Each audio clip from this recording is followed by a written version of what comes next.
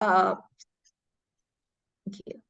Great. Is my screen now In more screen mode. full? Yeah. Okay, perfect. Welcome, everyone. Thank you so much for your patience as we get started. Welcome to the Unlearning Labs. As always, please put in your name and where you're calling from into the chat box. A few house rules. Just remember to mute yourself if you're not talking. And feel free to put any comments or questions in the chat box or to raise your hand. We will make sure to keep an eye on both of those things. I'm Nellie Mecklenburg. I work with Institute for State Effectiveness, and I'm here with many colleagues, including Gunjan Veda, who is also helping, and we've helped organize the Unlearning Labs, but we are here with many other colleagues who are helping to put this together, including translators, facilitators, tech experts, and others. So I just wanted to remind you all about what the Unlearning Labs are. The Unlearning Labs started this past year as a space to build our collective knowledge and to challenge what workshops have meant for so long.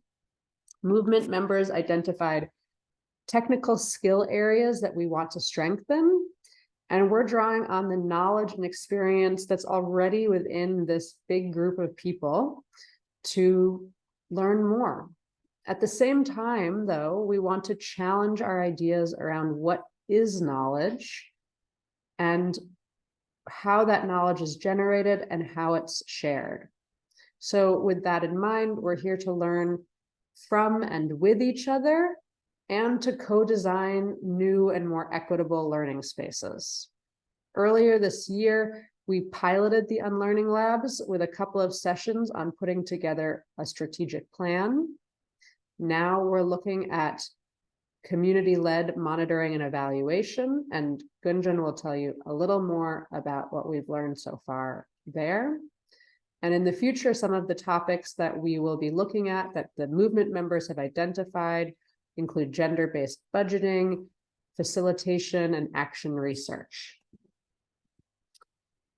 Now, many of you, I think, are familiar with the movement for community-led development, which has brought us all here today, but very quickly, MCLD was launched in 2015, the same day that the Sustainable Development Goals were launched, in recognition of the fact that the only way we were going to have any chance of reaching the SDGs was if communities themselves were at the forefront of the effort. And today there are over 2,000 local civil society organizations that are a part of it and 30 international NGOs as well. The Hunger Project is the global secretariat, but we have over the past year or 2 years been in a process of making sure the structure of the global movement aligns with our value systems. So today, there are actually 17 national associations, all of whom are equal partners in the movement, and it operates as a network of networks. If you have more questions about how the movement has evolved and changed, you can always reach out, but it's a really exciting and growing change. So with that, I will hand it over to Gunjan to remind us a little bit of what we've learned so far.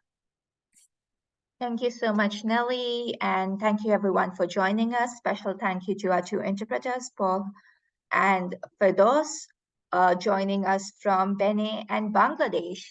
So as Nellie said, one of the things we want to do in the Unlearning Labs is not just learn about new things together, but to unlearn some of the old issues and things that, some of the old ways of thinking, being, and doing.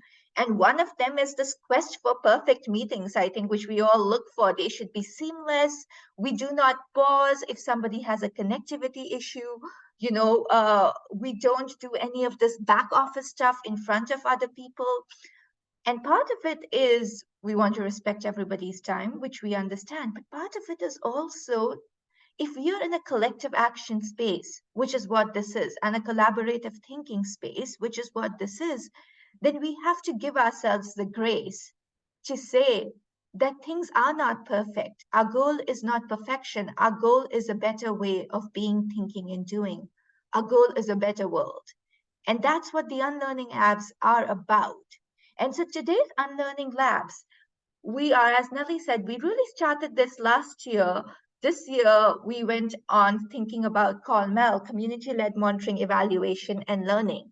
If we use abbreviations that are not familiar or terms that are not familiar, please feel free to put in the chat or raise your hand or let us know, because part of what we all are doing here is also unlearning a lot of the jargon and the abbreviations that we have taken for granted in our sector and in our work. And so the first Unlearning Slab session that we actually had looked at monitoring, evaluation, and learning, so MEL 101, and it was for all of us to familiarize ourselves with some of the key terms that we will be using throughout these series. Things like impact, outputs, outcomes. Because one of the things that we are trying to do in this series is that we're still looking at monitoring, evaluation, and learning, right? But we are looking at what would it look like when it is done with a community-led development lens, with a CLD lens. And so that behooves the question, what is community-led development? Nelly, if we can skip slides. I want us to quickly remind ourselves of this definition. Oh, that's a theory of change for the movement. We didn't go over that. Can come back to it, but let's go to the next slide, which is the definition of community-led development. So we try and start every Unlearning Lab session with this definition of community-led development that we in the movement co-created over a period of almost 2.5 years. And this is to remind ourselves whenever we are thinking of whether it's strategic planning or whether it's monitoring, evaluation, and learning, to always remember that community is at the center of this, right? So we define community-led development as a development approach where local community members work together to identify goals important to them. They develop and implement plans to achieve these goals and create collaborative relationships internally and with external actors. That would be many of us from the minority world, or what is typically called the global south, north, all while building on community strengths and leadership. So let us remember that as we think about monitoring, evaluation, and learning. So then what is community-led monitoring, evaluation, and learning, and how is it, Nelly, we can stay on the screen. This is in French, the definition of CLD will stay here. Anybody who has been part of any of the Unlearning Labs on COLMEL, or even if you haven't, what is it that we're talking about when we're talking of community-led monitoring, evaluation, and learning? Does anyone want to unmute and share? What do we mean by community-led monitoring, evaluation, and learning? How is it different from regular monitoring, evaluation, and learning? Why did we need a whole series on it?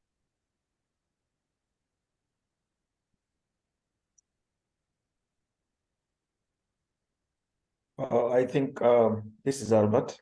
Yes, I Albert. think what we are looking at here is the monitoring evaluation that is done at the community level by the beneficiaries or the community members, other than the experts or the facilitators or the consultants that are contracted to do this work. And then the learning is what they themselves establish that they need to know more about and change in the due process. Thank you, Albert. So it's basically a process led by community members, not outsiders, and they decide what their learning will be. I see, okay, I see 2 hands. We'll go very quickly, but then I'm going to hand it over to our team because we'll start on theory of change. But I do want to get Beranje, and then I think there was Abu Bakr who had his hand up. Beranje? D'accord. C'est un processus mené par les communautés, comme mon prédécesseur l'a dit, et plus spécifiquement, qui donne un peu l'accent, qui qui met l'accent sur réellement les positions des communautés par rapport à ces activités évaluées. C'est la position réelle, la compréhension, l'implication, la participation, l'inclusion et la voix des communautés au niveau de ces activités. Merci.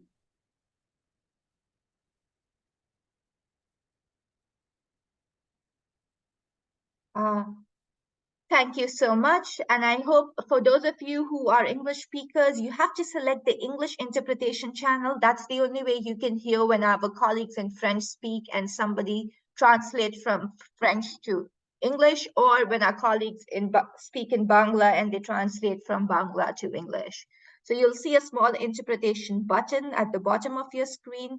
Click that to choose English, Bangla, or French. Okay, if we can go to the next screen, please, Nelly. Fantastic. So we already heard this, but community-led MEL is an approach to MEL that capacitates diverse key community members, change agents, including the most marginalized and the vulnerable, to continually monitor, analyze, share, and reflect on the progress against their community development plans based on outcomes and indicators they define to take action and to achieve their goals and vision. So in short, what we're talking about really is that monitoring, evaluation, and learning that starts with and centers community is what community-led MEL or COLMEL is about. So in our last session on COLMEL, we had looked at this, and if we quickly go to the next slide, please. Thank you, and do a series of clicks, please, for me, Nelly. And we had looked at this model when last session, what we had all tried to do together was we had taken the MEL model, the different steps in monitoring, evaluation, and learning, and we had seen, well, what would it look like if we are talking about community-led MEL? And it was essentially that every step of this process, the community is in a leadership position, right? And we also looked at some of the differences between traditional MEL, community-led MEL, and CLD congruent MEL. So 3 types of monitoring, evaluation, and learning is what we had looked at last time. And we had said the primary feature of community-led MEL and CLD congruent MEL is that they are not extractive. We don't take information from the community to validate what we think and believe, right? And our reports and the impact of our work. Rather, it is the community that decides what success looks like, how it should be measured, and how that information should be shared, and what action should be taken on that information. Because it is the community that decides what actions need to be taken in the first place in CLD processes, right? So what we are going to do today now is with 2 of our wonderful facilitators, Steve Ogutu from Kenya and Sylvia Hernandez from Mexico, we are actually going to dive into the first step of this process. And that step is the critical step of drafting a theory of change, right? So we're going to really look at, well, what does, let's go back, Nelly, sorry. We're going to quickly look at what does drafting a theory of change look like when we do it from a CLD perspective, right?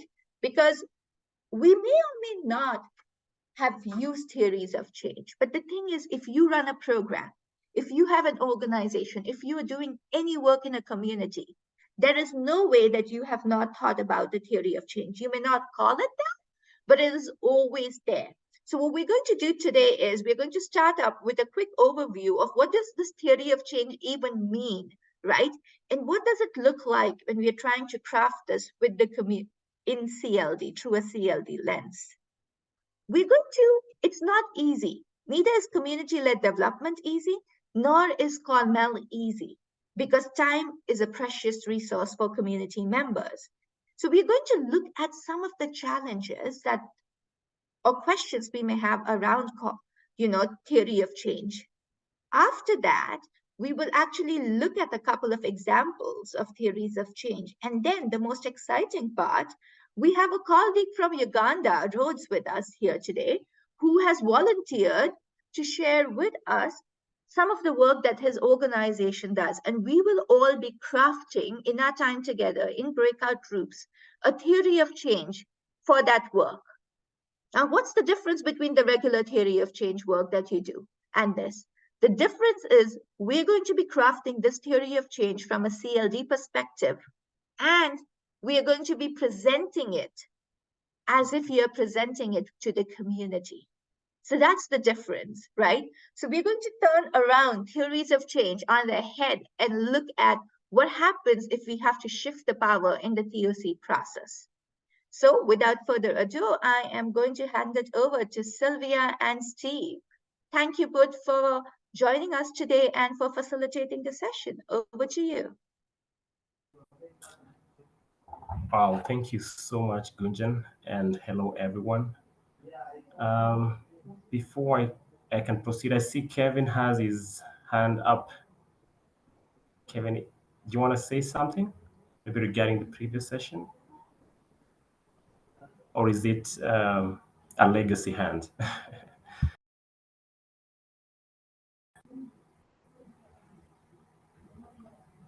Kelvin, if you're Yes, I trying want to say talk. something. Yeah, All right, hello? cool. Are you getting me? Yes, I can hear you. Go ahead. Okay. I'm D. Kelvin Clay. I'm from Liberia, but I'm presently living in India. Okay. I've been participating in the LCRD programming for the past years, but I just been off for some time. Yeah, but I'm glad actually to be back again. Yeah. I'm also the executive director of Media Against Disease and Disease Drug Trafficking in Liberia. Okay, when we talk discussing the issues of having to do with the theories of change, and looking at the perspective having to do with the community-led development, then we are looking at the direct implications, what they have to do on the immediate people within the community. Because the most important, the easier way in order for every other change to take place is by engaging the community, because the community is one of the powerful tools that it is very much easy to change things. That's so very the correct. perspective that we are taking at that level is one of the most important things, because we are taking it from the broad perspective and putting it in the community level in order to be able to achieve our goals in a very quicker and easy process. So Thank you so we much. are on the rightful. Yeah. Thank you so much, Kelvin, for the words you've shared there and the examples you've shared. We'll get into a session where we'll have discussion around it, and we'll be more than happy to hear your invaluable thoughts around what you're talking about. Anyway, so I'm going to, like Gunjan has mentioned, my colleague Sylvia and I will be facilitating much of today's session.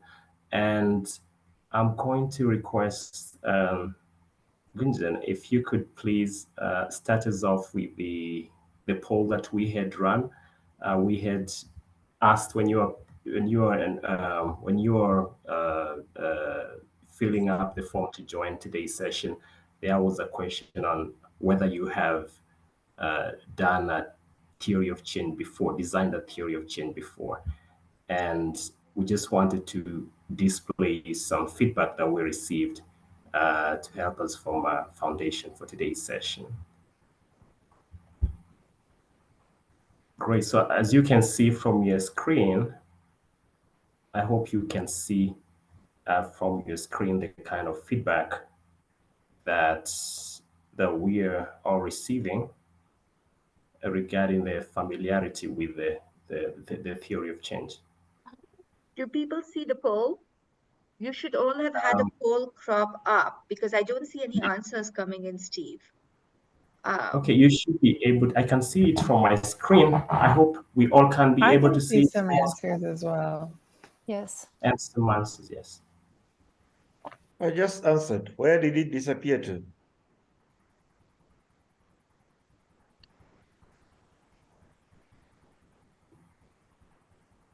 We're seeing. Oh, So I think so far 36 people have participated in the poll. I believe once we at some point can click and then it will go public with what's the result.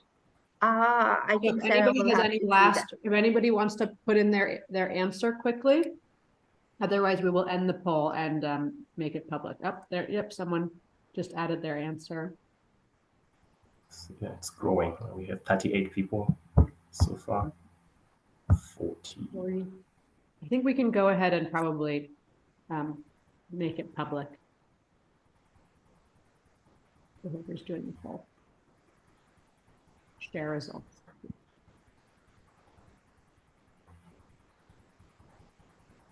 Can you see it? Yes, I think I can see it from my end. Here we have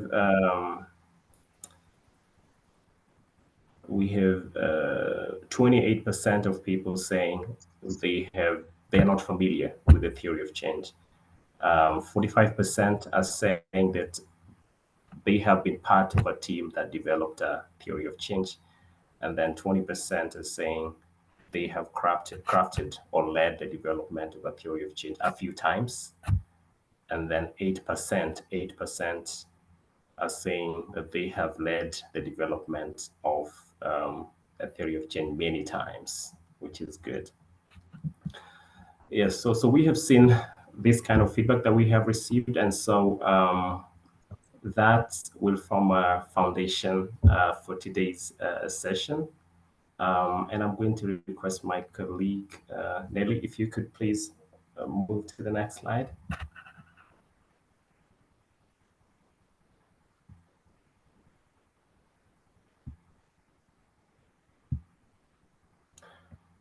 Yes. So what is a theory of change? What is a theory of change from your experiences?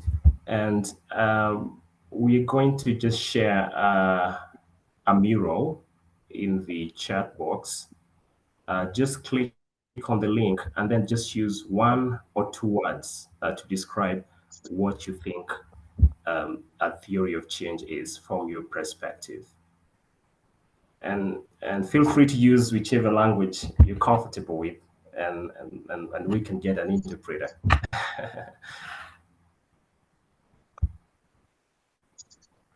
Or you could interpret, just put it in brackets. This is what it means. Just click on the link that's on the chat box, and it will lead you into something like what we're seeing on the screen right now. And it's giving us real-time, as you can see, real-time feedback. Just 1 or 2 words. What is theory of change? Sorry, Steve, I realized I have both the questions up at the same screen. So maybe you can tell people to just focus on the yellow and orange stickies on what is the theory of change? Oh, great. I think, yes, so just focus on the yellow and the orange sticky notes on what is the theory of change.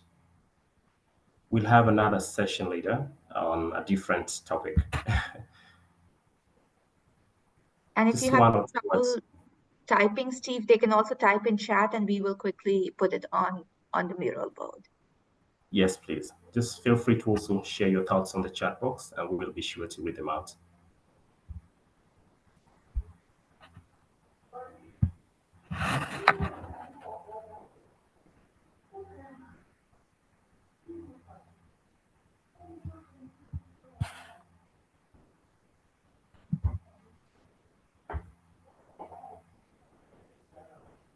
We have a few seconds to go. Just take your time.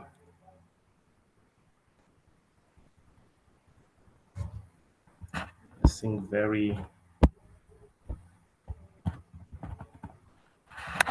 amazing feedback coming and descriptions.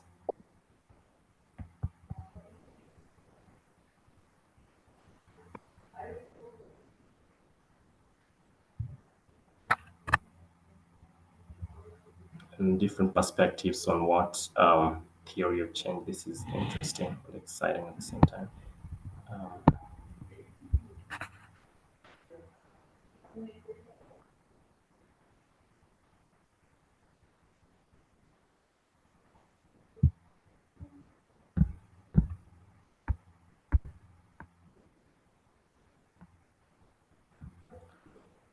Great. So, Quinton, are you able to help enlarge the screen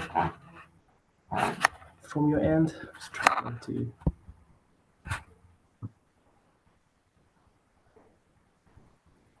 Thank you so much.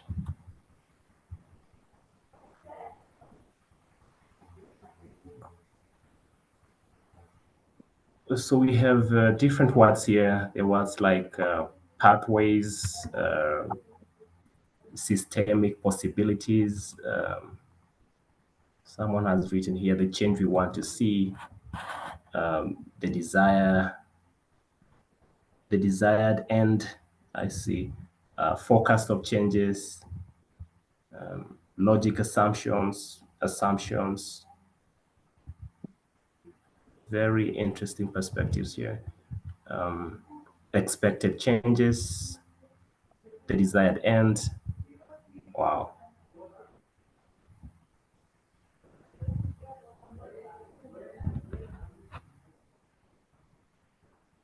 A process to reach the results. And this is really exciting. I think this shows that we have an idea of what a theory of change is. And basically it's what we need to do. If we're designing a project, we have a project, it's what we need to do to help us realize the changes that you want to see, right? It's got to do with what kind of resources do we need, whether human or capital, what kind of collaborations do we need, what kind of stakeholders do we need in order to help us realize the change, the impact that we desire. And it's what you have described in many words in that mural. And that leads us to the next mural, which which will also help us understand a few issues around the concerns that people have around theory of change. And I'm going to again request Gunjan, if you could please share the link on the chat box. Yeah, so it's the same mural link. You can now move to the blue and the blue and the purple ones. And Steve, the logic of the blue and the purple is that if you have a question or a concern, put it in the blue post-it note. And if you have an idea that addresses the question or concern in any of the blue post-it notes, then put it in the purple post-it note. Because we have a lot of experience in this room as well, right? So Great. The blues are your questions. The purples are any ideas that you may have or suggestions on any of the questions that you see in the blue. Great. So blue concerns you have, and then purple the solution. So ideas you have to address those concerns.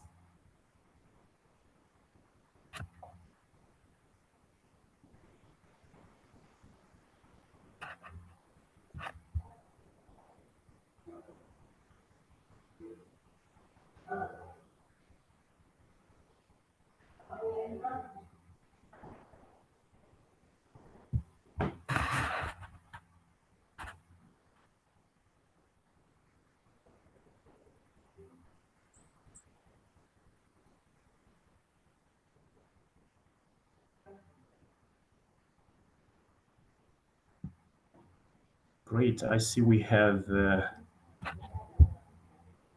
some thoughts being shared on concerns. Someone here is writing the concern around context, needs, and means change. Not sure what they mean by that. And then the other one is inexperienced people treating theory of change as a logical framework. That's a concern, I think, from a CLD point of view. And then another one is, I hope we can all see them actually, just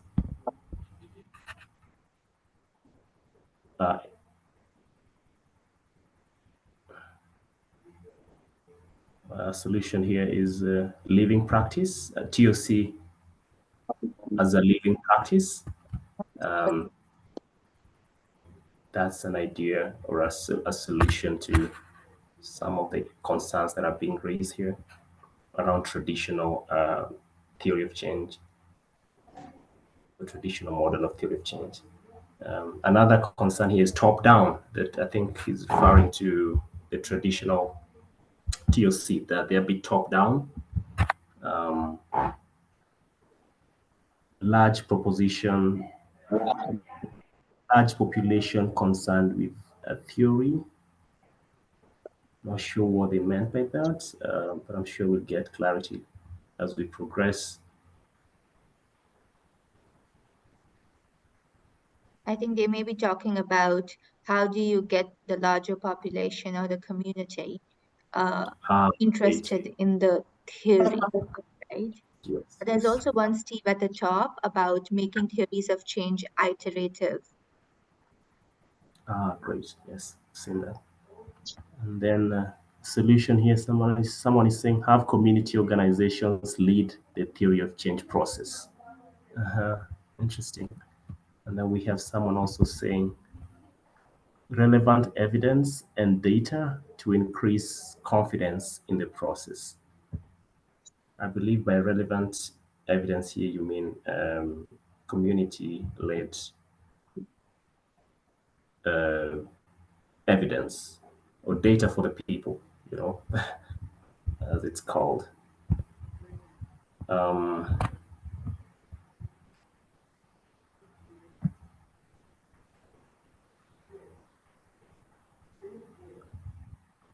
I think this is really exciting. I think we can keep on sharing even beyond this session.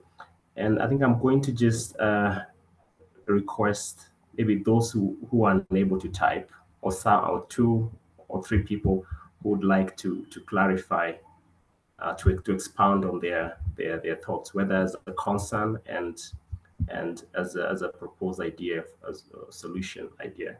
1, 2, or 3 people. Does anyone want to just share with us?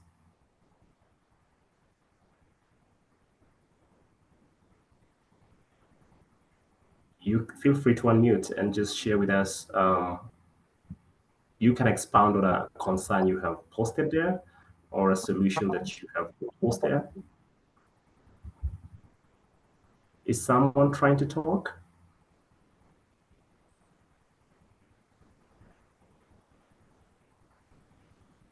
Would anyone like to share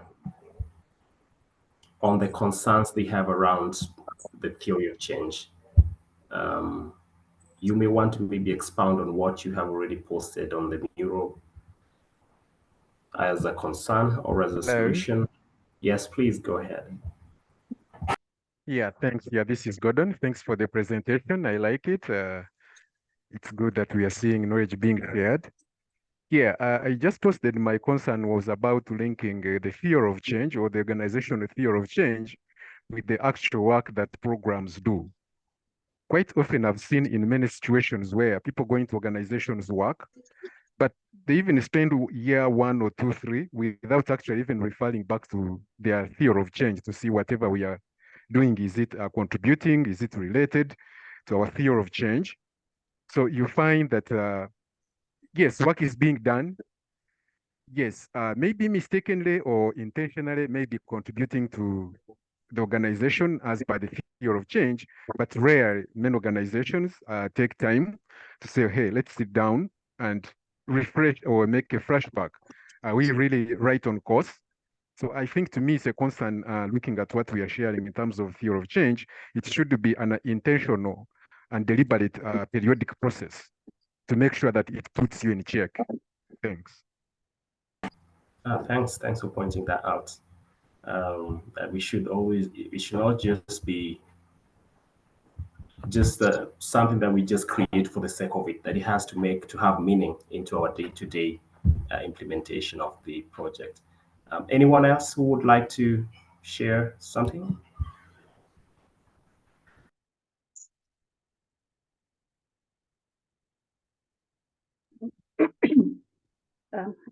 Sorry, hi. I had a concern about having or developing a theory of change. Oh, sorry, I did not introduce myself. My name is Tommy. So my concern is that you have a theory of change, but you don't have commensurate theory of action, which is a comprehensive development of pathways in which you're going to actually achieve the change that you have forecasted or proposed. So you have that change, assuming the change is access to menstrual hygiene products, in all schools, for example. And the community has come together to say, okay, this is how we want to do the sharing and all that. But then how do you do it? Where are you going to get the menstrual hygiene products from? How are you going to educate the girls on how to use it? How are you going to educate them on how to dispose it? Even after they've disposed it, what are the sanitary hygiene processes in which these can be safely taken away from the community? Are you going to leave them open? Those are actionable points in which you can use to achieve the change. But if these are not developed, then you just have that theory there hanging like another piece of paper. Oh, thank you for that idea, for those great thoughts as well.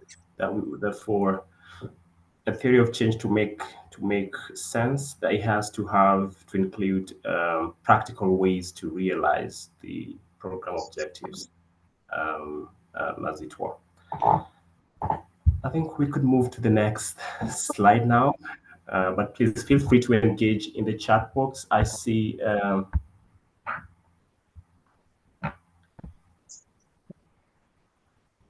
some great thoughts here by a number of people. Joseph Chingalu is saying, theory of change is essentially a comprehensive description and illustration of how and why a desired change is expected to happen in a particular context. And then we have Ritu Nanda, who's saying, we have developed a very simple process to conduct with communities, which also has an inbuilt self-monitoring mechanism and review. I think she's giving a practical example of what they've been able to do in her context.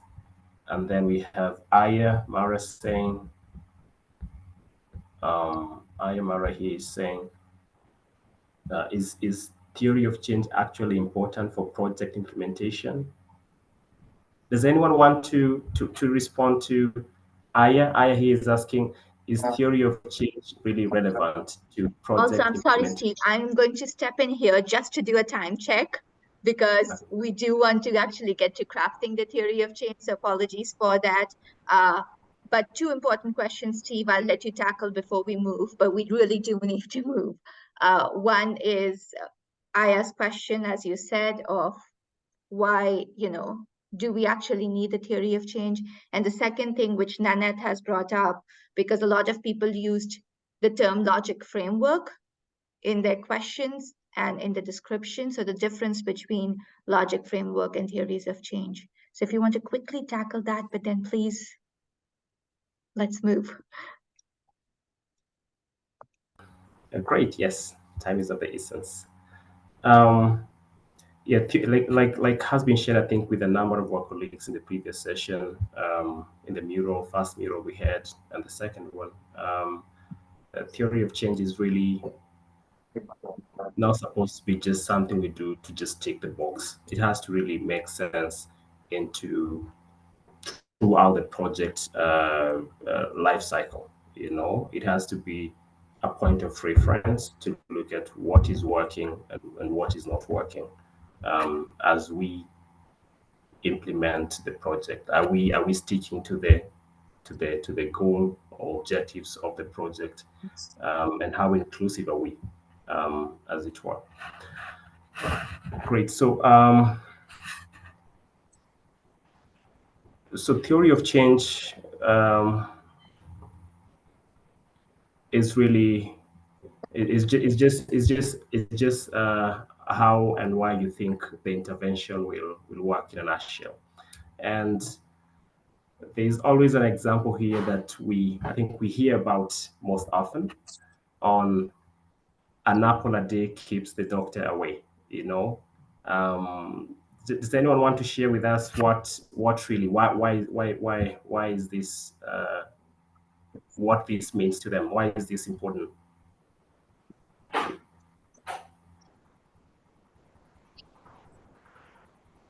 This saying of an apple a day keeps the doctor away. Has anyone heard about it? I'm sure yes. But here, the essence of this is once we take an apple frequently, you know that we are able to get healthier. I think there is a component of within the apple that I think it's vitamin C that helps to the body to heal and other nutritious value. But then if you look at it from a perspective, the other truth is apples are very expensive and not everybody can afford them, right? But we can get the same vitamin, the same ingredient that is in the apple in other affordable and easily accessible fruits. So the idea of having a, an inclusive process when designing a theory of change is you get a number of ideas from different people, communities, and other stakeholders on ways that can help us achieve objectives of the project that the project in question that maybe you want to implement in a very easy way. I think we'll move to the next slide.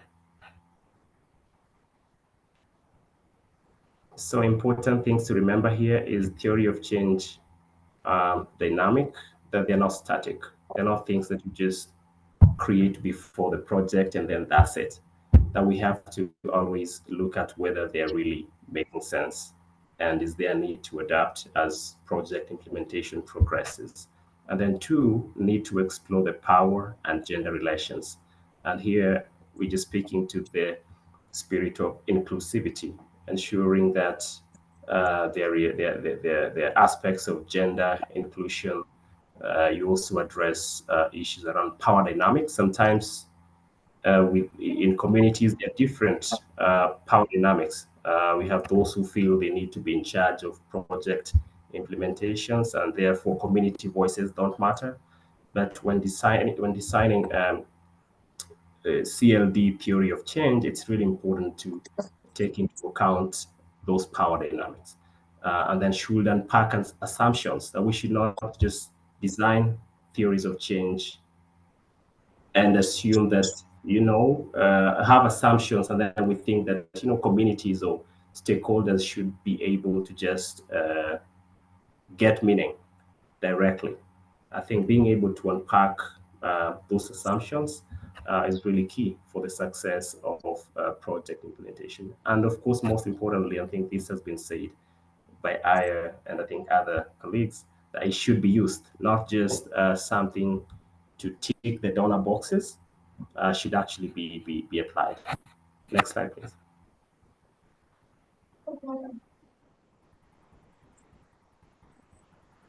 So do we really need a theory of change? And this responds to Aya's question earlier. And the answer is yes. Why? Because we need to understand why we are doing what we are doing. That is the logic part of it. And then two, to identify those assumptions, those weaknesses and gaps in our logic. And then three, to evaluate the effectiveness of our interventions, look at what is working, what is not working, and then adapt and lead with knowledge, as it were. and then create a shared understanding. This is really important that we get to create a shared understanding, not from our perspective, but also from a perspective of all the people within the ecosystem, whether it's the community, communities, CBOs, and all the people concerned with the project that you are designing or implementing. Next slide, please.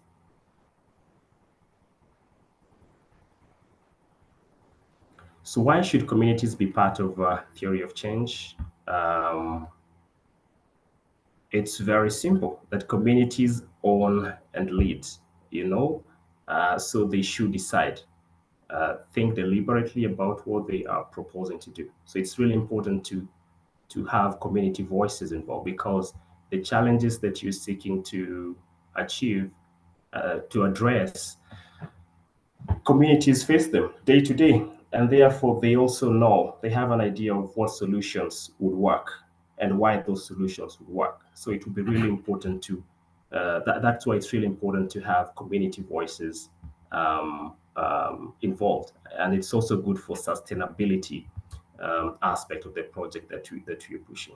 But most importantly also, it adopts, the CLD theory of change design adopts an ecosystem approach where you're working with a number of stakeholders, not just the top-down model that we have been seeing with INGOs and other donors, where they design something and then they come and just put it on top of you in a community, and say this is the way to go. No. But when we have an ecosystem approach where we have the NGOs, we have CBOs, we have governments, we have communities, generating what they collectively think would work to address the challenges that are facing communities, then we end up having an ecosystem mindset change, which is really critical in attaining sustainable development, as it were. Next slide, please.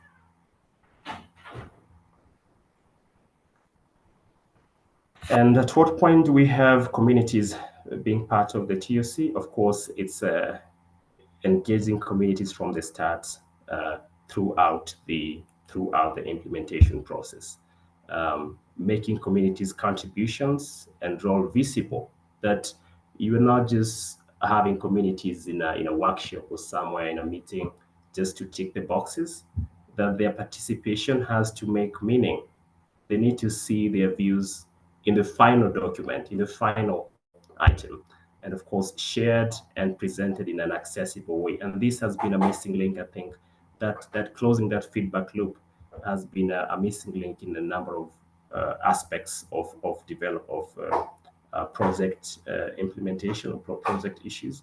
So being able to just go back to the communities and telling them, hey, this is what we co-created, and here is the final version, and presenting it in a way that people are able to understand, in a language that they are able to understand, whether it's Chichewa from Malawi, whether it's Kiswahili for those in the East Africa, whichever language the communities are able to understand, so they are able to get meaningful, make meaningful interpretation from those feedback.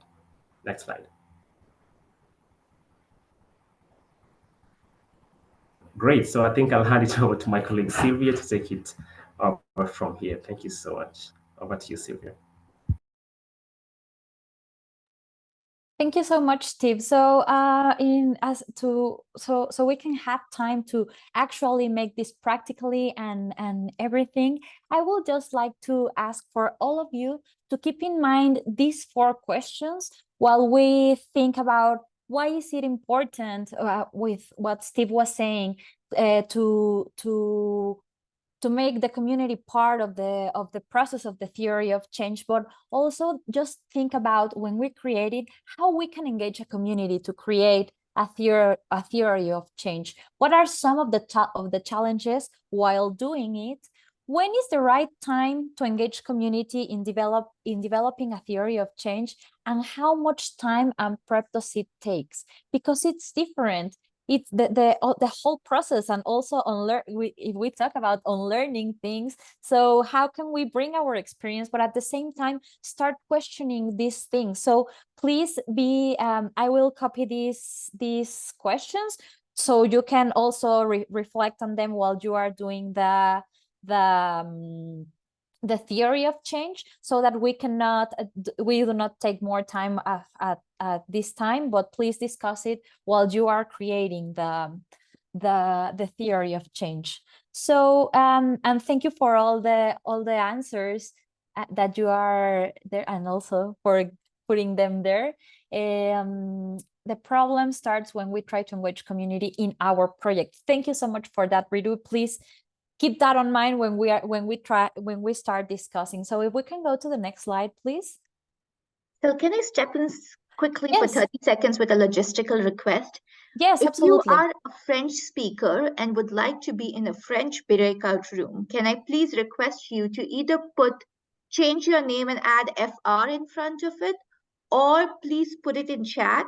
We will be going into breakout rooms soon, and we want to make sure that the French speakers are able to go into the French breakout room. And the same goes if you want to be in a specific, we don't have a lot of Bangla speakers, so I don't know if we want a separate Bangla breakout room or if you want to move with the interpreter to a regular room, which may be better. But for the French speakers, can you please either put in chat or in front of your name FR so that we know to put you in the French breakout room. Sorry, Sil. No, perfect. Thank you for that. Well, all of you make these changes in your names. So just to how to develop and share some of the examples of the things that we need to consider when creating it, while even though it's the first time that we are approaching a theory of change or we have a lot of experience, just to remind, it is the common story, co-created. Focus on inclusion. Who needs to be involved? When we are talking about community, what are we thinking about community? Who needs to be involved in the different stakeholders, but also at the community level? Start with a vision. What is the change that we want to see? Think about how this challenge will occur. What are the preconditions? What are the assumptions? How will we measure this change? As Gunjan was saying in earlier on learning labs, we have talked about this. So just keep in mind all of these questions. Collectively decide the actions. What is the best way to achieve that change? Remember, here is something important. Collectively decide the actions. We are talking about this collective perspective, and also reminding something that you said earlier about the concerns. How do we stop thinking about this top-down creation of the theory of change? So how we collectively decide this, and think of the best way to illustrate it, thinking about just our creativeness and how we can make this easier and at the same appealing for everyone that is creating it. So some of the examples that we have for the next slide, please.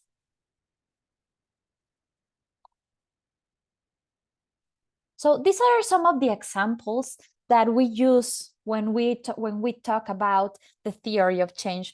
Down in the lower part, we can see the preconditions, what needs to happen or be in place before we can achieve your goals and enable positive changes. And then how all this process we can start putting it like considering the impact, but at the same time what will happen, this impact will happen because we have these outcomes, and these outcomes will happen because we have these outputs, activities, inputs. So as Gunjan was saying, there are we have been talking about this. What does impact mean? What does outcome, outputs, activities, inputs mean? And how this is all the path, so we can also and at the same time we can also are thinking about the stakeholder groups and the stakeholders' needs. So this is one example we can use and the components we can have for a theory of change. This is one example. Another example, can you please go to the next slide, Nelly? Thank you. So this is another way that we can see how it happens, how we can start creating this vision and what are the elements of making this theory of change. But at the end, also, if we talk about unlearning, what other ways do we can think about to make it easier, to make it as visual as possible, so everyone that is participating on creating it can follow up all of the process. What if we think about other way to say impact? Why do we think in other way to say input? How we can also create that so that we are making sure that we all understand the same, that all the community participants are also considering the same, and also at the same time how we can remember that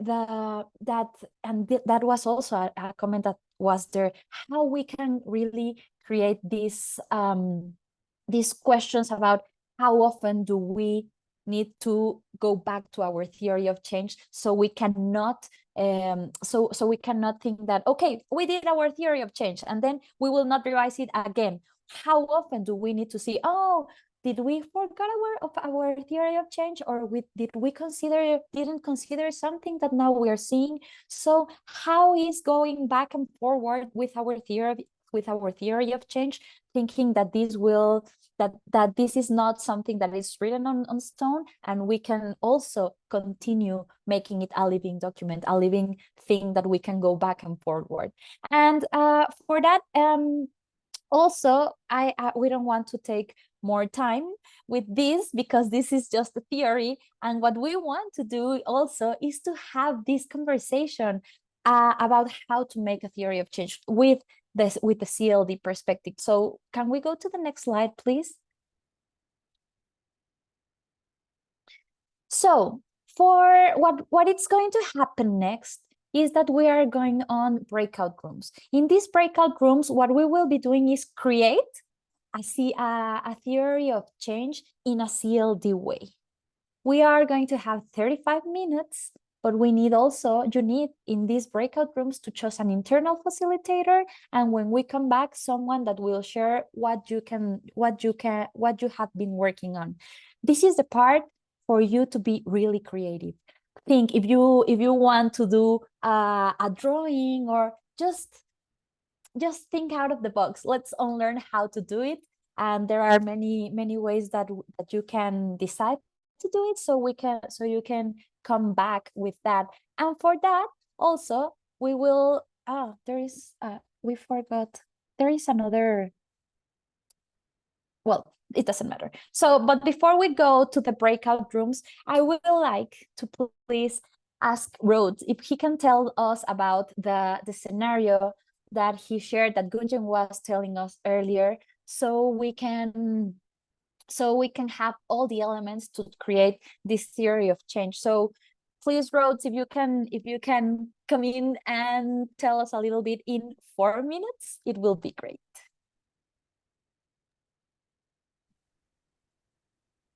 Well, thank you, Sylvia. Well, in the remaining few minutes, I'd love to relay this to Child Network Organization. I'm Rhodes Atkwase. I'm the founder for Child Network Organization in Uganda. The program is happening in Chiwoga district. The situation there is tough with many vulnerable communities. The program aims to reach children and single mothers, providing education, food, clean water, and sustainability programs like weaving and tailoring, the computer literacy program, whereby the youth, children are learning some basics about the computer knowledge. The goal is to empower these communities and provide them with necessary skills to thrive. And then this is also whereby we are impacting some theory of change through providing the food, clean water, education, and these sustainability programs. So we're working directly, engaging with the community understanding their needs, and providing tailored solutions. We work as a team to put work in place. So briefly, that's all about Child Network Organization. We're empowering communities through sustainability projects. Thank you so much, Livia, for the opportunity.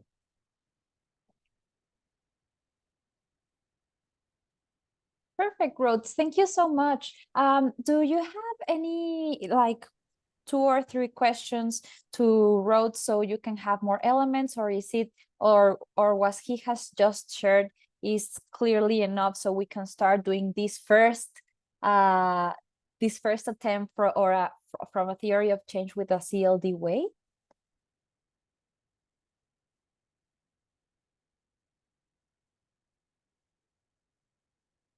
And thank you, Nelly. Nelly has just put some important points about this case. Takes place in Toa District, Uganda. Many vulnerable communities, aims to reach youth and single mother. Computer literacy for youth, weaving, provide necessary skills, provide food, clean water, education, directly engage with community. With that that we have just, oh, perfect. And then Rhodes has also put some other things. I wanted to find out from Rhodes, what motivated him to get into this kind of project, and secondly, was it developed by him as an individual, or it's a community it's a collection of brains together from the same district, looking at that issue in the communities? Thank you. Thank you, Albert, for that question. Well, what motivated me most is a passion I had for serving the community. This is a community-based organization. I started it together with my brother, let alone joined the military, so he left the responsibility with me. And then I developed a team to work with, and that's how I'm happy to say I'm the co-founder together with my brother, who is not available to take part of the organization, but I'm happy to mention that we've achieved so many milestones without him. The borehole works, the growing church, and the CNO. When I say CNO, that's Child Network Organization. I think that makes sense to you, Albert. Thank you so much.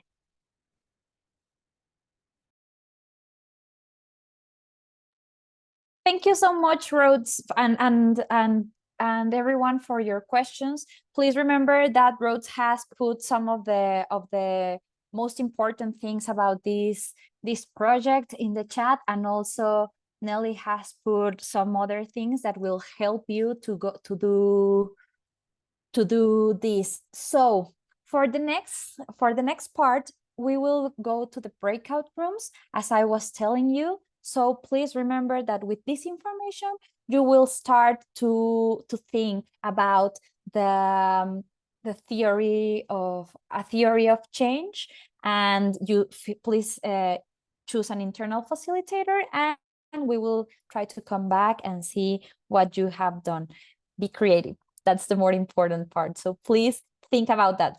Let's all of us think out of the box. How will we do this theory of change considering our community partners, the community, the communities and everything? How we can do it? Think out of the box. This is the main thing about this Unlearning Lab. Okay, think out of the box. If you don't, we will not share a template because we want to be creative. We want to see how we can do it as easy as possible so everyone could be included. Okay, so you will have some it will pop up some of the for you to go to the breakout rooms. All of us, Nelly, Gunjan, Steve and I will go back and forward in the groups, so if you have any questions. But we have 30 minutes, Gunjan, is that right? Yes. Perfect. So yes, we have 30 minutes. 30 minutes. Perfect. So please go there, go to the breakout rooms, and we will see you in 30 minutes.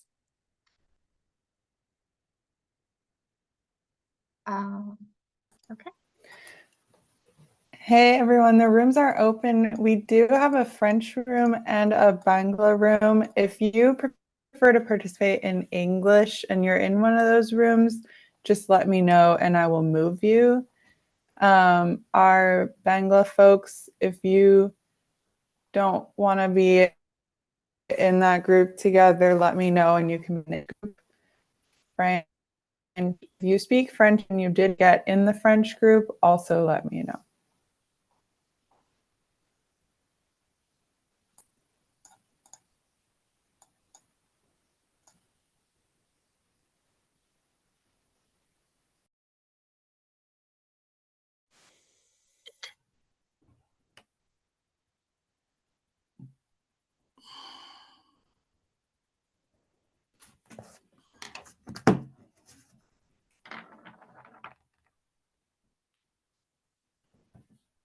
Phil and Steve, I think we are all back. And recording is on, so over to both of you. Go ahead, Steve. Thank you, Gunjan, and thanks all. I believe you've enjoyed your breakouts as I've enjoyed mine. And this is the time to now get to hear the great ideas that you were discussing and your experience co-creating the theory of change based on the item that was shared. I think we will start with the first group. Just a report back and just briefly, maybe 1-2 minutes. Steve, I think people may not know which group they are in. So you may want to just say French, Bangla, and then for the other three groups, you may just want to ask for volunteers or say, I think one group had you and Nelly in it, one group had Joseph in it, Joseph Changalu. So you can kind of say. Maybe we could start with the Bangla group. Bangla.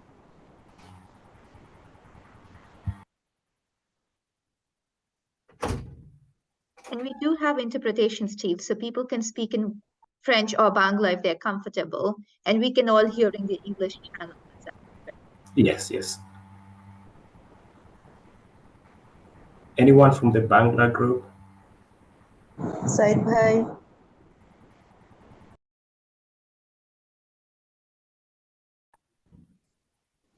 Yeah.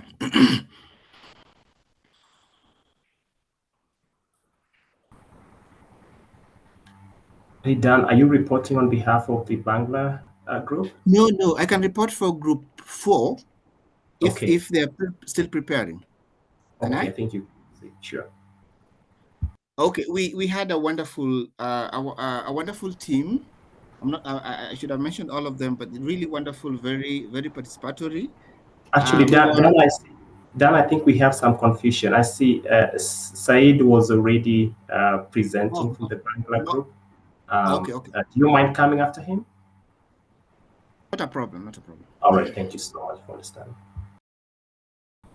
Yes, Said, go ahead. Yes, I can. I'm sorry for that.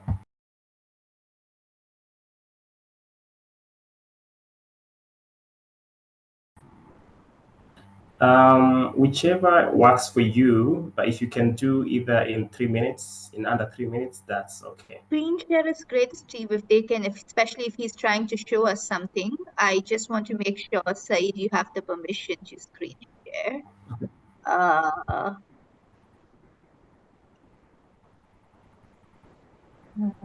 That may be Sarah.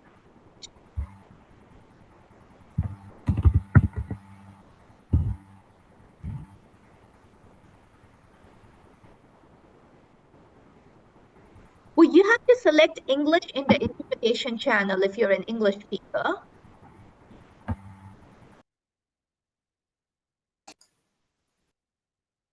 Yes, it is.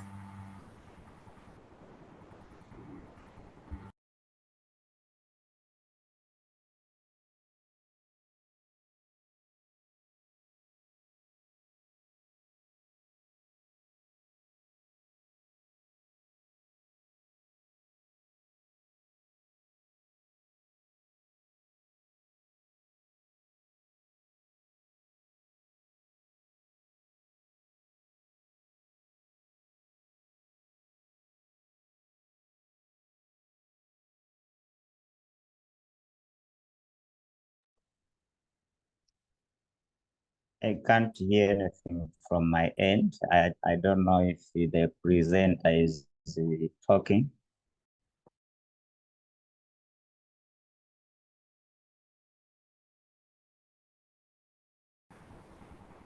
I think we can hear. I can hear you from my end. Yeah, we can. Go ahead, Said. Yeah,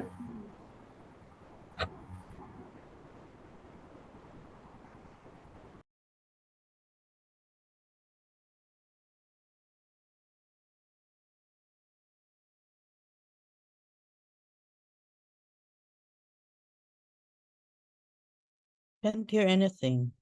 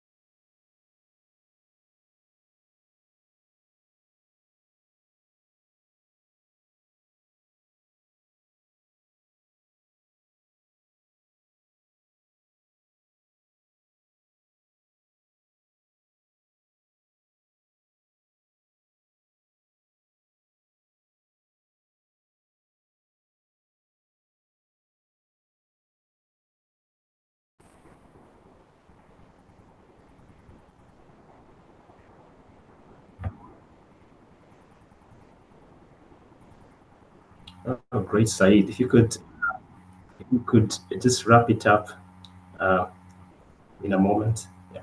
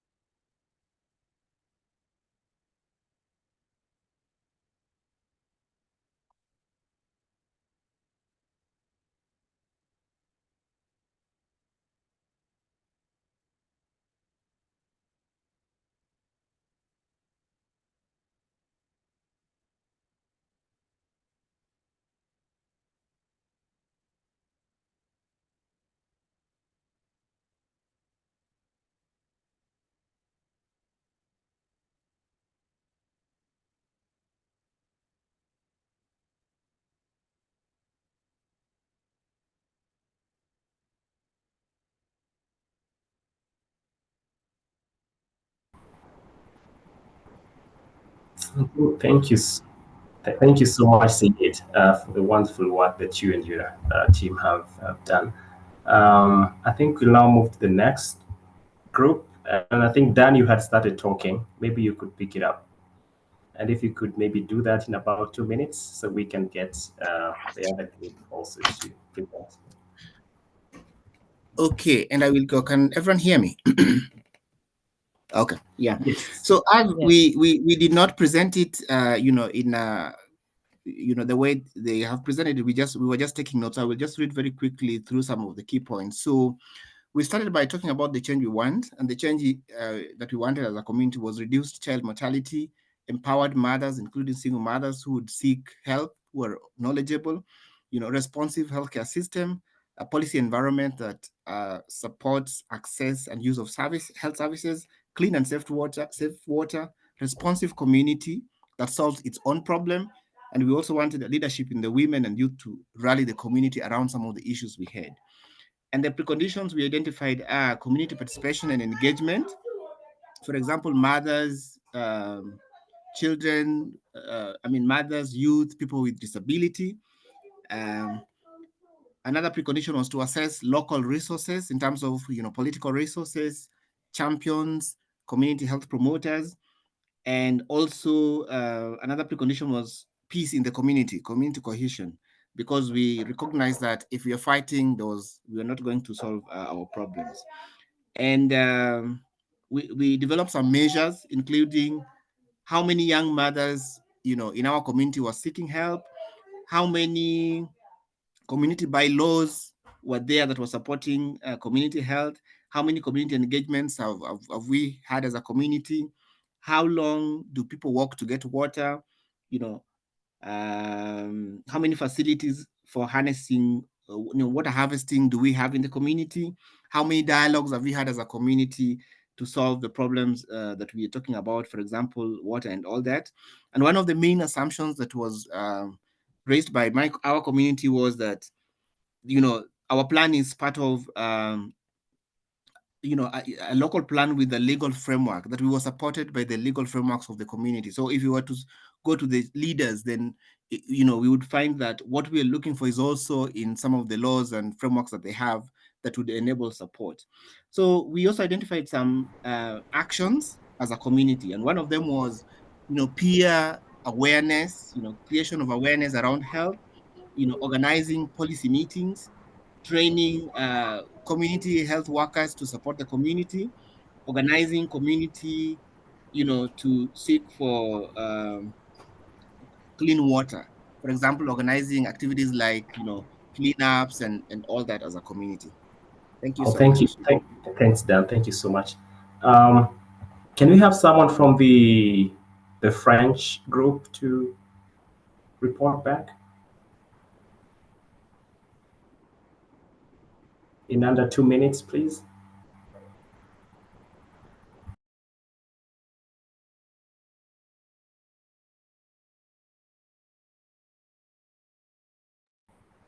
I think you're muted if you're trying to talk.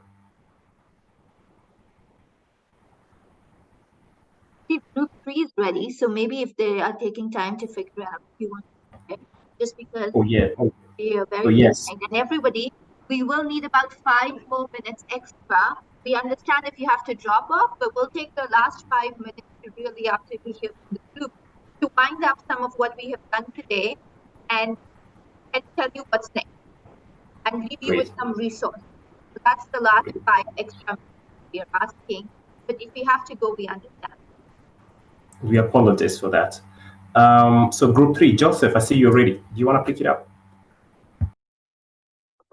Yeah, so in group 3, I think we were with the likes of Melissa, Moses, as well as Tommy. And on the vision, we just crafted it that healthy and happy families, due to time, we failed to fine tune it. And on the assumptions, we had many, and on the assumptions, we are looking at issues like will the services be paid or they will be provided for free. And if we are talking of healthy families, then the issues of water. So we are asking questions like, is the water available in the area or is it accessible? And when it comes to empowering women, so we are looking at questions like women willing to learn, or if they have kids, are their kids in school? Are they employed or they are doing business? So these are some of the assumptions that we discussed. And when it comes to actions or activities to be done, we're proposing activities like construction, infrastructure. We're also looking at interventions to do with livelihoods in order to empower them, as well as establishment of support groups on health and some income generating activities, be it the likes of hair plating and others. And on the inclusion, we proposed youths, women, religious leaders, as well as men, but then we narrowed it down our discussion to women. That's why you are hearing women on most of the issues. I think due to time, we failed to Thank you. come up with the indicators. And just to also highlight that at first, I think we had challenges to get set because we felt like the scenario given No worries. lacked No, no. some information or some clarity. But basically, this is the work that we came up with. Maybe Melissa Thank you. or Tommy can add in case I've skipped some things. Thank you. Thank you. Thank you so much, Joseph. And maybe they can also feel free to utilize the chat box. Your other group members can just fill in what's missing in the chat box. Now we'll go to group 2, and I believe this is where Jacob was. Jacob, do you want to report back on behalf of the group? French group. Oh, the French is ready? Okay. Yeah. Okay, then we can proceed with you, and then we pick it up with Jacob later. Pour le groupe de français, nous avons travaillé ensemble, comme cela a été dit par la consigne, et nous sommes partis sur les 7 points partagés par Madame Boujon tout à l'heure. Et aussi, nous sommes partis sur l'histoire qui a été donnée. Et sur la base de cette histoire, nous avons pris comme vision une vie convenable avec accès aux besoins fondamentaux des communautés, c'est-à-dire accès à l'éducation, à la vie décente, à la formation.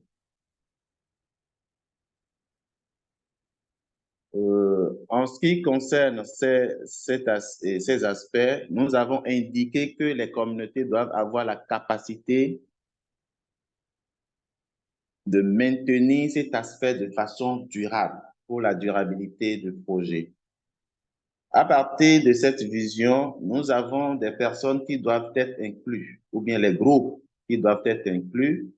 Nous avons les enfants, les femmes, les groupes marginalisés, les hommes, les sages, les organisations de la société civile, les gouvernements au niveau local et au niveau le plus élevé, les chefs quartiers qui sont plus en contact avec les communautés sont des groupes à inclure pour avoir des résultats probants de ce projet.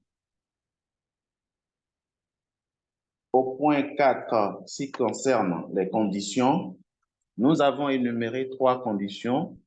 Le premier, les états des lieux, qui a 2 volets, le volet statistique et le second volet qui est l'appréciation des membres de la communauté au niveau d'état des lieux. Le deuxième point, c'est le moyen financier. Il faut des moyens financiers pour pouvoir travailler dans des conditions qu'il faut. Troisième point, nous avons énuméré des consultations avec les parties prenantes qui sont énumérées un peu plus haut au niveau de la partie inclusion. Ensuite, nous avons parlé des indicateurs. Au niveau des indicateurs, nous allons déterminer le nombre d'écoles qui ont été construites pour favoriser l'éducation des enfants. Ensuite, nous allons déterminer les nombres d'activités génératrices de revenus créées par les femmes. Aussi, il faut mentionner le nombre d'enfants qui vont à l'école, dans ces écoles qui ont été créées. La façon que nous allons utiliser, nous avons parlé de plaidoyer à l'endroit des autorités nationales. Bon, pour ce qui concerne la manière schématique, le 7, nous n'avons pas pu aborder cela, mais on peut l'envoyer plus tard par mail à Madame Goujon ou à autre personne. Merci.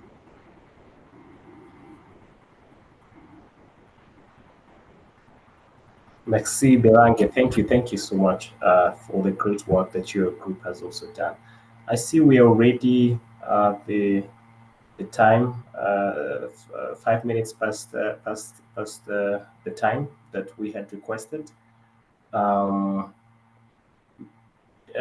Jacob, are you able to just report in a minute what your group discussed, and then we just wrap it up with Gunjan? Yeah, no, I'd be glad to. So, we had a great discussion, and I'll hit some of the really high points because everyone else included a lot of things that I think are very high value items to add into the theory of change discussion. So, really thinking about eventually getting into impact measurement, but I think specific timelines and the involvement of the entire community was a major theme.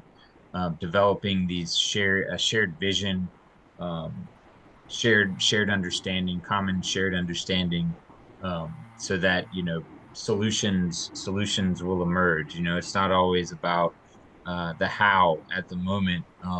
When you have those discussions and you develop that shared understanding, shared knowledge, solutions will emerge from that. And don't want to leave any parts out. So Nelly, if there anything that I need to, but we got into really a lot of this. Oops, Jacob, we can't hear you. Oh, sorry. I guess I was away from the. No, do you want to add in any last little bits? Yeah, sure. I think one of the things that we talked about that was really great was how you have the vision, the community is setting the vision, they're identifying the problem, but then also that they can determine that the path, the activities, and that there's a lot of different stakeholders. It's not just the community, there's also local government, there's the NGO, and that if you're co-creating it, they all have different things they can contribute.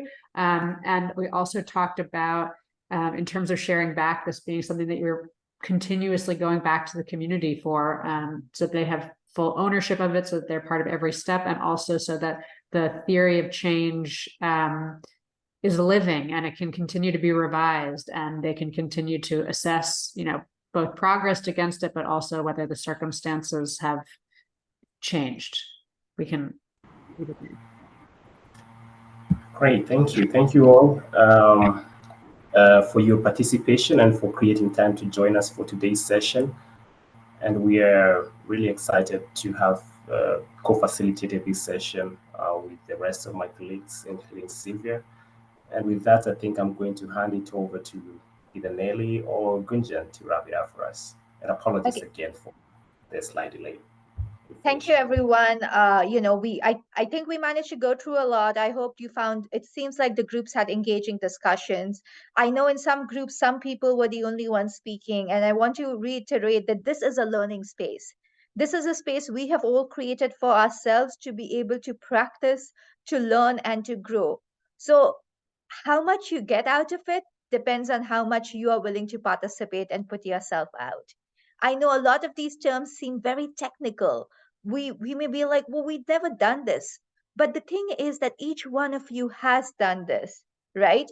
Each one of you does this every day in your work, because if you're working in a community, it doesn't matter where you are, then there is a theory of change you have. It may be in your mind, it's not on paper. It doesn't use the terms we use, but it's all there. And part of what we're wanting to do in the Unlearning Labs, that Sylvia told us earlier, is that we are challenging our own assumptions of what we know and what we don't know, how we do things and how we don't. And we can't challenge our own assumptions if we are not brave enough to speak up and participate in the process of doing so. So one thing I want to request each one of you is that if you participate in the Unlearning Labs, please use the space to grow and to help all of us grow with you. So please participate in this process. The other thing I wanted to very quickly touch on was that, so what is it that we did today? We were able to, I think what we did really well was we were able to think of the components of the theories of change from a community perspective. I heard people talking about, well, resources, what activities is the community thinking of? What resources do they have, right? Things which are normally always left out of a theory of change.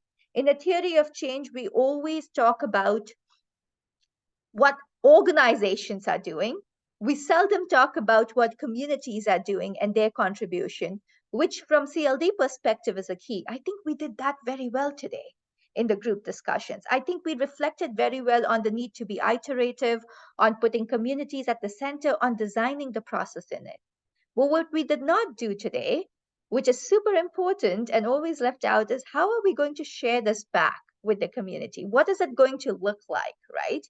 We didn't, I know one group was able to share with us a diagram that they had, but let's think, as Sil said earlier, let's think a little more creatively on, well, if we're developing a theory of change with the community and the community has to own it, then what would it look like in practice? How will we do it? Will we do it with paper and pen and drawings? With stick figures? Will we do it through song and dance? Would we do it through theater? How will you do it? What is the mode that works best for your community? Because there is nothing that says that the theory of change has to be a set of diagrams on a piece of paper or a very complicated write-up. That's our unlearning. Because when we work with communities, theories of change are not complicated diagrams and they're not complicated jargon-filled write-ups. They are a simple way for all of us to agree on a common vision and our process of getting to and making that vision come through. And we hope this is what we were able to at least initiate thinking on in our time together today. We are nowhere near the end of the process and we do not have answers. There are also some wonderful concerns which all of you raised in the mural board. I would encourage all of us to go back to the mural board. We will share the link and to I'll add a column there on solutions and ideas, right? Add any thoughts and ideas that you have on tackling some of these questions and tricky issues and on presentation of the theory of change. If you want to go back and think of a creative way of presenting a theory of change and do an example, even for your own organization or program now, please send it to us so that we can share it widely with our network and learn from each other. It can be a verbal recording, it can be a play, it can be a game, it can be anything. But if you have a way and you want to do it for your own program, do it and share it with us. And that brings me to our final point, which I put in the chat as well. There is no resource, as far as we are aware, that talks about how to draft the theory of change from a CLD perspective. And that's something we have to co-create. Just like last year with the strategic plan, we created a framework from a CLD perspective. So if you would like to be a part of the process of co-creating that, you think you have the time and you are willing to do that, then please reach out to us, Nelly, me, Sylvia, Steve, any of us. We'll share our email IDs in a follow-up mail with the recording, and we would love to co-create this together. And with that, I'm sure there are a lot of questions that remain unanswered today, but that's part of the learning journey. We learn to sit with the discomfort of unanswered questions and try and answer them between and amongst ourselves. And we hope that process will continue in the mural. Our next session will be on indicators. So now that we have a theory of change, how will we work and develop indicators with the community? and we will share out the dates soon. If you would like to volunteer to facilitate the session on indicators, just like Sylvia and Steve did today's session, please reach out to Nellie or me, and we will be very happy to work with you on that. And with that, a big thanks to Steve, Sylvia, to Paul, and for those, our translators for today, to Sarah, who had to drop out, but who kind of keeps the process going, and to each one of you for showing up and participating. And we can all unmute and say bye the traditional MCLD way. Bye. Bye. Thank you. Thank you so much. Bye. Thank Adios. you. Bye. Bonjour. Bye. Thank you so much. Bye. Thank you. Bye. Bye. Have a good One of the speaker on the topic. time. Hey, Pascal. Hello.